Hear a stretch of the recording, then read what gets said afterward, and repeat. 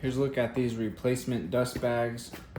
As you can see right here, for Roborock vacuums. These are the some of the different ones that it'll fit. And I thought I'd just do a little unboxing on camera. This is how it comes packaged, custom cardboard box, really nice. All the bags come sealed up inside of this plastic bag. So let's open this up. And I'll show you these filters. Not filters, sorry, bags. Dust collection bags. This is what they look like when they're fully expanded. You'll want to expand it before you insert it into your vacuum's dust bin.